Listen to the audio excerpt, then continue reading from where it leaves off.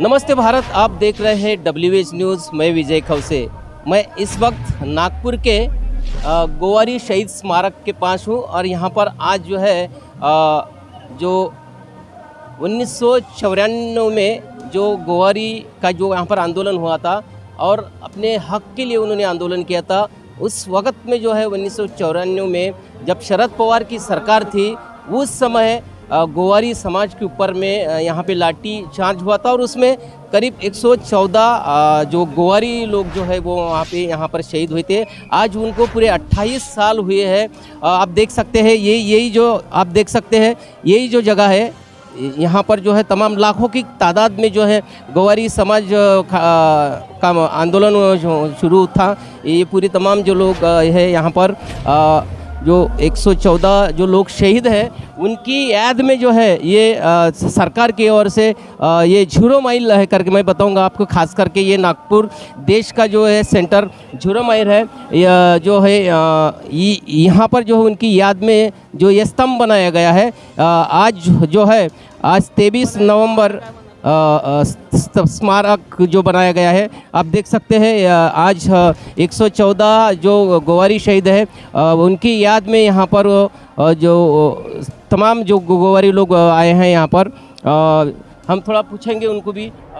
मागच्या अनेक वर्षांपूर्वी 114 आदिवासी गोवारी बांधवांचा त्यांच्या संघर्षासाठी दुर्दैवी पण तेवढाच क्रूर शरद पवार मुख्यमंत्री असताना त्यांच्या मागण्यासाठीच्या ज्या मोर्चामध्ये जी चेंगराचेंगरीमध्ये त्यांचे जे शहीद झाले त्यांना वंदन करण्यासाठी आम्ही आज सगळे या ठिकाणी आलेलो आहोत। त्यांना न्याय मिळावा अशीच आमची सगळ्यांची धारणा, भावना, अपेक्षा आणि विनंती आणि आग्रह आहे। सरकार कोणाची असो पण अजूनपर्यंत आदिवासींना न्याय मिळाला नाही। या मागण्या त्यांच्या होत्या, त्यांच्या जातीच्या प्रमाणपत्राचा खूप मोठा प्रश्न आहे, पण अजूनही तो मिटला नाही।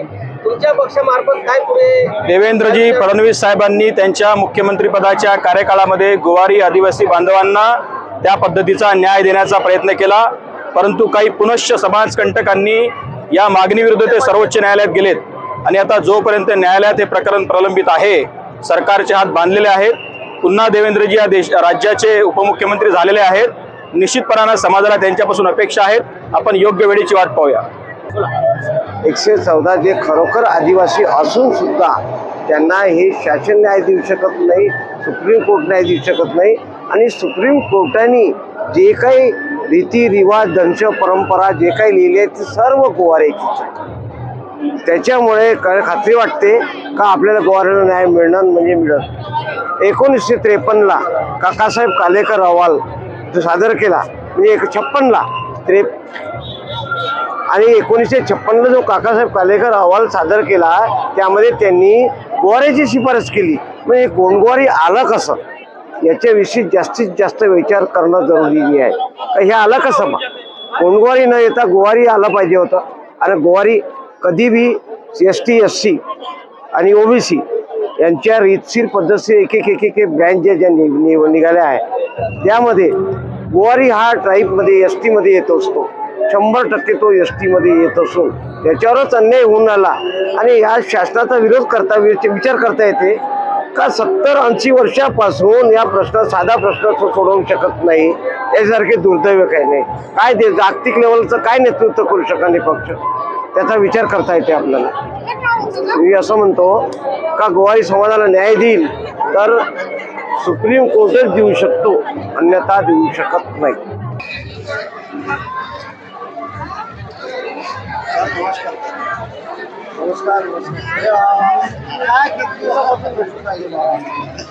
समाजाचं 1900 संविधान मिळालं जेव्हा 1950ला परमपूजनीय बाबासाहेब आंबेडकरांनी दिलं तेव्हा गोवारी जातीचा नमूद नव्हतं, तेव्हा गोंड गोवारी या जातीचं नमूद केलेलं आहे। एंट्री गॅजेटमध्ये एंट्री झालेली आहे तिथं आणि गोवाऱ्याला हाकलून लावलं। कोणी लावलं? गव्हर्नमेंटनी हाकलून लावलं। कोणत्या गव्हर्नमेंटने? काँग्रेस गव्हर्नमेंटनी। त्याच्यानंतर मग कुठलं गव्हर्नमेंट आलं? मग महाराष्ट्रामध्ये 77 मध्ये नाईक होते, आपले यशवंतराव चव्हाण होते, त्यांनी पण हे दिलेलं होतं। गोवारींचं पास झाले होतं इथं महाराष्ट्रामध्ये बिल आणि ते सेंट्रल गव्हर्नमेंटमध्ये माहिती पेंडिंग राहिलं। रेकमेंड केलं होतं यांनी Gowari belong to the ST category. त्याच्यानंतर भाजपा सरकार आल्याच्या नंतर त्यांनी का नाही केलं मग? आणि भाजपा सरकार आल्याच्या नंतर त्यांनी आम्हाला लाडू दिला, पण गोवाऱ्यांना माहीत आहे, जाणीव नव्हती. गोवाऱ्यांना आपल्या इथं पायातले जोडे घासायला लावले. पण आमचे सुधाकरराव गजबे स्वाभिमान त्यांनी आपलं टिकवून ठेवलं नाही. मोडेन पण वागणार नाही, त्यांनी वागले. आणि शेड्या मेंढ्यांचं माहीत आहे, आणि स्वतःची आश्रमशाळा काढली त्यांनी. स्वाभिमानी ग्रस्त असलं. माझे 114 मरण पावले, माझं रक्त सांडलं, माझ्या कुटुंबाचं, माझ्या समाजाचं रक्त सांडलं. मला नको, मला माझं स्वातंत्र्य पाहिजे, माझ्या समाजाला अधिकार पाहिजे, हक्क पाहिजे. त्यांनी बोलायला नको, त्यांनी बोलायला पाहिजे होतं, पण शासनाच्या समोर त्यांनी दंडवत केलं, साष्टांग नमस्कार केला. काय काय अधिकार पाहिजे? आम्हाला अनुसूचित जमातीचा दर्जा पाहिजे. आणखी काय पाहिजे? अनुसूचित जमातीचा दर्जा पाहिजे. दाखल्यासाठीच लढाई आहे का? हा, आर्थिक जातीच्या दाखल्याचीच लढाई आहे का? जातीच्या टाकल्याची आर्थिक व्यवस्था म्हणजे त्याच्यामध्ये सर्व समाविष्ट होईल. All to all benefit ST, all to all benefit ST category. पाहिजे म्हटलं, हा, ठरवून आलो मी त्याच्यासाठी. मला मारून टाका. Your no discuss second your chance, your no discuss second your chance. आदिवासी बेसवर बोला आता. त्याच्यानंतर आम्हाला आदिवासी जमातीचा दर्जा पाहिजे. आणि सुप्रीम कोर्टामध्ये आमची हिअरिंग न ऐकता, आमची बाजू ऐकता न ऐकता वन साईड केस डिसाईड केलं. कारण की आदिवासींचं माहिती आहे, तिथं प्रतिनिधित्व होतं, त्यांचे नेते होते.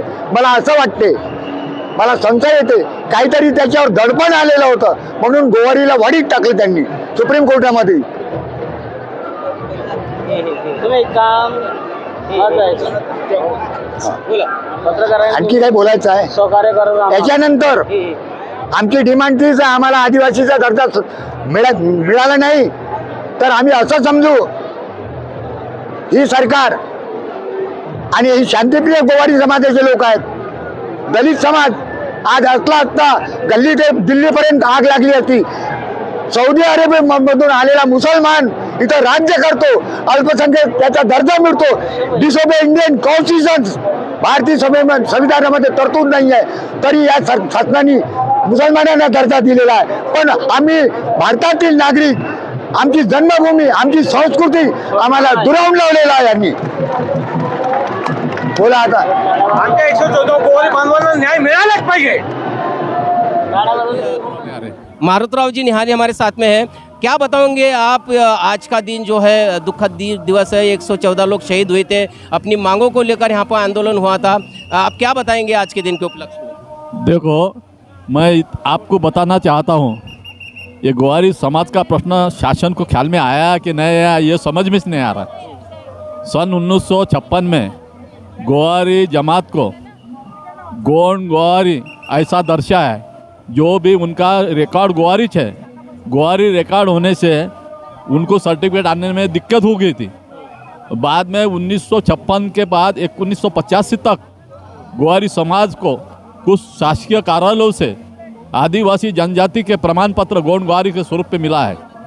मैंने खुद भी लिया हूँ, मगर एक मारवा करके भारत सरकार का संशोधन अधिकारी है, मैंने खुद लिखा था गवर्नमेंट को, इंदिरा गांधी को, कि हमारा समाज गोवारी नाम से उल्लिखित नहीं है, तो इसके उल्लिखित करके हमको फ़ायदा मिला जाए।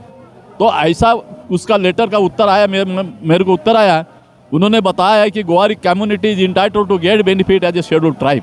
ये गोवारी समाज आदिवासी में गोंड गोवारी करके उल्लेख किया है और ऐसा बताया है। ऐसा नहीं बताया कि गोवारी समाज की 12 पोट जाती है और उसमें से गोंड गोवारी से इसमें डाला है, ऐसा नहीं बोला है। गोवारी जमात कुछ उन्होंने गोंड गोवारी स्वरूप से डाला है और वो सहूलती लेने में, वो बेनिफिट लेने के पात्र है। हमने ये तहसीलदार को भी कॉपी दी थी, हमने हमारे आदिवासी नेता बाबूराव मड़ावी को भी ये कॉपी दी थी, और हमने बोला था कि इससे ऐसा जीआर निकालो कि जिससे गोवारी समाज को कोई दिक्कत ही नहीं आएंगे। तो मगर उसमें उल्टा किया गया और उसने ये किया गया कि ये गोवारी जमात को आदिवासी की सहूलत कैसी नहीं मिलना चाहिए, ऐसे ढंग से उन्होंने सब प्रयास 1985 से 1961 से चालू है, 61 से चालू है, और 61 से चालू से आज तक के पूरे प्रयास वो भारत सरकार के आदिवासी नेताओं ने हमारे विरोध में किए। जो भी हम भाई है, गोंड वन के गोंड और गोंड वनों के गोवारी ये गोंड गनों के लोग हैं, इनको गोंडी माने जाते पहले से, मगर ये गोंड ग्वारी नाम से आगे आ गए और ग्वारी नाम से आगे आ गए और इससे समाज में, आदिवासी समाज में फूट पड़ी है। इसका फायदा ये मेन आदिवासी जो खुद को समझते हैं वो लोग हमारे विरोध में कार्रवाई करके फायदा उठा रहे हैं। ऐसा है। मैं 1961 का जो सर्वे, 1961 का जो जनगणना है और 1971 का जनगणना है, इसमें ग्वारी समाज के जनगणना को गोंडगारी कुछ बता के गोंडगारी जमात है ऐसा शासन ने अपने गवर्नमेंट को बताया है, यानी गवर्नमेंट की दिशाभूत किया, पार्लियामेंट की दिशाभूत किया है। मैंने खुद रामटेक में जाके 5 लोगों को लेके वहाँ पे बोंदरी मकर के गाँव है मनसर के बाद अंदर में, वहाँ गोंडगारी ग्रुप बताया है। मैंने देखा कि भाई ये गोंडगारी तो हो ही नहीं सकता।